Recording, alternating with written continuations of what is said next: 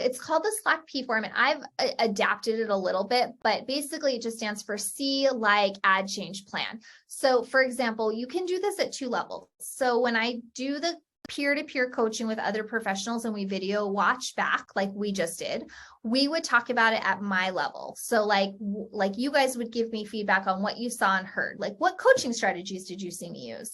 And then like in the interest of time, I will kind of share that with you, but like I was observing, I was giving some feedback. I was doing the guided practice with brother. So I was telling him specifically what to do. Like, don't give it to him yet. Model the sign again. That's the guided practice coaching strategy. And then with mom, I did a little bit of the problem solving. I said, you know, would this work next? Do you want to try this? Like we engaged in a little bit of that conversation. Mom said we have to challenge him. And then I tried to pose a reflection question to mom in the first video where I said, do you think this will work for him? I should have said that was a yes, no question. I wish I had said something more like, how do you think this will work? Or how will you know when it's working? Or what, you know, anything that would have been more open-ended, like, how do you think this is going to go between sessions? Because basically what I knew from him was that mom said he just plays and plays and plays.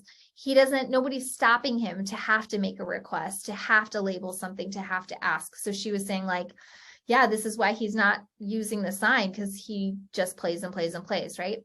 So, so that's what we would talk through. It's like, well, what are we seeing already? And then what do we like? You know, what happened that went well on my part as a provider? Do we like that, you know, I included the brother, that, you know, I observed and gave the strengths-based feedback versus pointing out, well, I could have done this differently. So that's where I figure out like, oh, I could have tweaked this. I could have praised him and said to mom, like, I wonder if he would respond better when there's praise, or if he might be more likely to do it again. So in that slot, I might write like, this is my something I can do. And then what would my plan be to implement that form of change, right?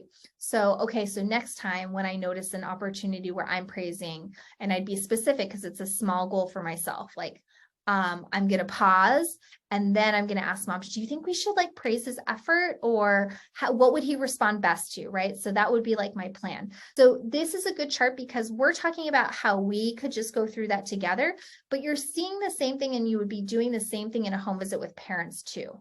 So you're observing a routine and then you're telling the parent what you see.